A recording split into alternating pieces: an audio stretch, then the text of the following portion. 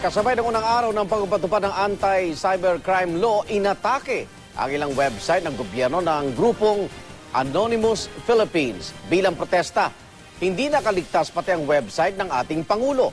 Inatasan naman ng Department of Justice ang NBI na hanapin ang mga hacker. Nakatutok si John Consulta.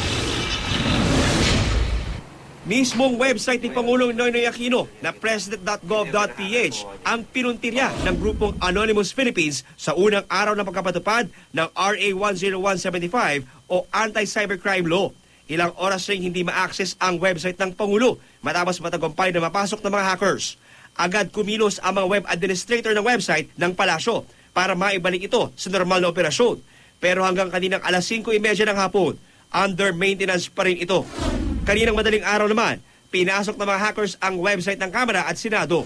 Nakapanayam ng GMA News ang isang nagpakilalang miyembro ng Anonymous Philippines at kinumpirma niya na sila ang nasa likod ng panghack bilang pagtuto sa unang araw ng implementasyon ng Cybercrime Prevention Act of 2012. Pero hindi lang basta defacement ang ginawa ng mga hacker.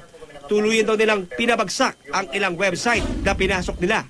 Babala pa ng Anonymous Philippines, hindi sila titigil hanggat di nariribisa ang anti-cybercrime law. Pinoprotesta nila ang probisyon ng batas na anilay kumikitil sa kalayaan ng pamahayag. Hindi nila pa rin kayang i-trace. At kung meron man sa amin ang malakip, alam po namin na yung pinaglalaban namin hindi lang para sa amin, kundi para sa buong bansa. Asahan din daw ang mas malawak na pagkilos, di lamang ng kanilang grupo, kundi maging ng Anonymous International na binubuo ng mga hackers mula sa ibang bansa sa mga darating na araw. Mr. President, Senators, Congressman, buklak po natin ang ating mga mata. Di po ba natin nakikita ang mga hinaing ng taong bayan? Ipinag-utos naman ni DOJ Secretary Laila De Lima sa NBI ang paghahanap sa mga hacktivist para raw mapanagot sa kanilang ginawa pang-hack sa mga government sites. Ayon naman sa ilang eksperto, mahalagang maisagawa ang ilang mga hakbang para di mapasok ang mga websites o email accounts ng isang kumpanya o individual, lalo pat ipinapatupad na ang anti-cybercrime law. You have to have a strong password, no? Combination of numbers, letters.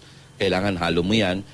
Never use your name, your spouse name, your relative, birthday, address. Huwag mo gagamitin yon. Do not open your email, your social media account on public Wi-Fi's. No? So if you go to malls, you go to internet cafe, for example, as much as possible, huwag mo bubuksan yung mga email mo doon. No? Kasi these are unsecured connections.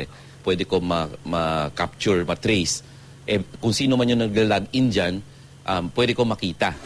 At kapag nahack naman ang iyong website, dapat lang tandaan ang ilang mga hakbang para maisaayos ito at mapigilang maulit. To the extent na burahin na niya yung buong server mo, buong website mo, you need to have a backup copy. No? So, ganun din gagawin mo. Pag nabura niya, i-upload mo uli lahat ng mga original files mo para ma-retain o ma-sustain, ma-normalize uli ang iyong website. John Consulta, nakatutok, 24 oras.